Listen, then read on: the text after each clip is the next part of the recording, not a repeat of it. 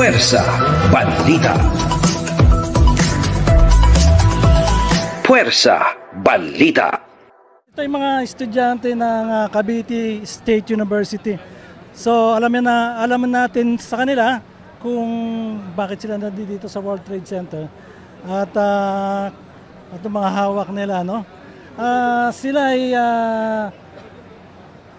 kumukuha ng agricultural engineering, no? At sino ba unahin natin sa kanila?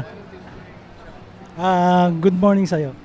Hello po, ako po si Von Darrell A. Crenshaw from Bacoor City, Cavite, but currently studying po sa Cavite State University sa Indang po, sa main campus po as BS ABE, Agricultural and Biosystem Engineering po.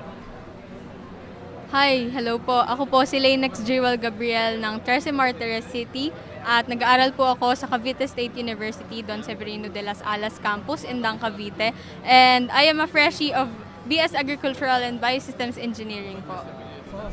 Kunin na natin yung pangalan ng tatlo. Sige po, I'm Charlton Manya V. Bustamante from Dasmariñas, Cavite. I'm currently studying in Cavite State University main campus and BSABE din po, Agricultural and Biosystem Engineering po. Ako naman po si Kandrick Ivan Sanchez from Marikina City and currently studying sa Cavite State University sa Indang po. Same course din po sa kanila and first year din po. And hello po, I am Claire Dayan Manguera from Batangas naman po ka. And same with them, I am from CVSU main campus po. So Batangas ka, ba't napasama ka sa grupo ng mga Caviteño? Kasi po, yun nga po, dun po ako nag-aral. Pinili ko po ang CVSU because of my course po, ABE. Okay, so pare-pareho sila ng kurso, no? Taking up agriculture, pag nagtapos sila, so magiging agriculturist sila or agriculture engineering. So, anong ginagawa niya rito ngayon sa World Center? Bali po kasi kami, nagplano-plano lang po kami po kasi magkakaklase rin po. Kumbaga nagplano-plano na rin po kami na pumunta po dito dahil din po sa interest na rin po namin pagdating sa agriculture since ito po yung kinuha namin course.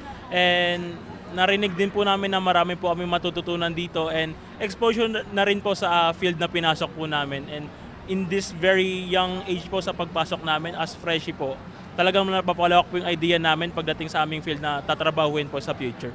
So, ito ba talaga yung nasa puso ninyo na kunin itong kurso na to? Yes po. Ako po personally, first choice ko po ang Agriculture and Biosystems Engineering.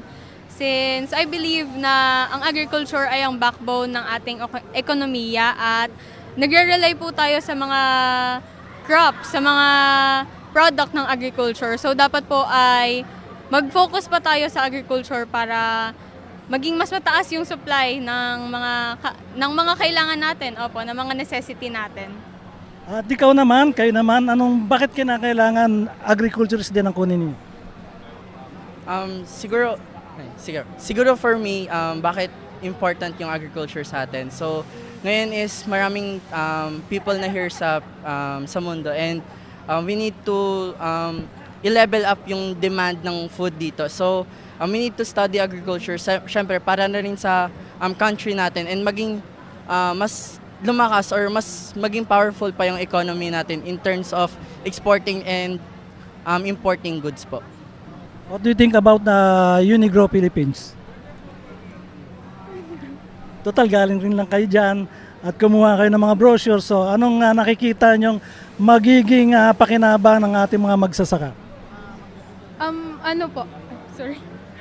Dito po sa Unigrow Philippines, I think they will have an impact po sa mga magsasaka. Makaka-help po sila para mas malaman po nila ano ba talaga yung tamang gawin or sa mga pananim, ano ba talaga yung dapat mga tamang gawin para mas maging okay po yung harvest, yung iha-harvest and yung mga itatanim po. Mas makakatulong po yung Unigrow sa mga farmers natin for them to be successful and yun po.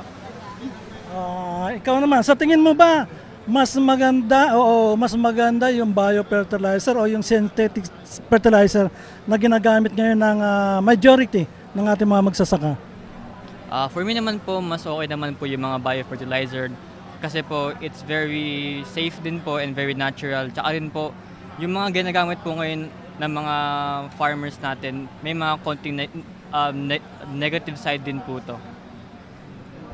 At maraming salamat sa inyo, student from Cavite State University.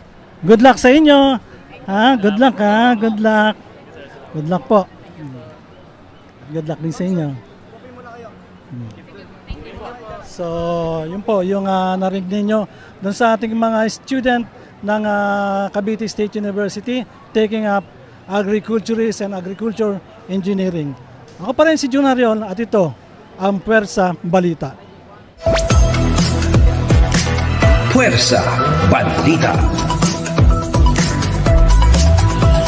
Puwersa Balita.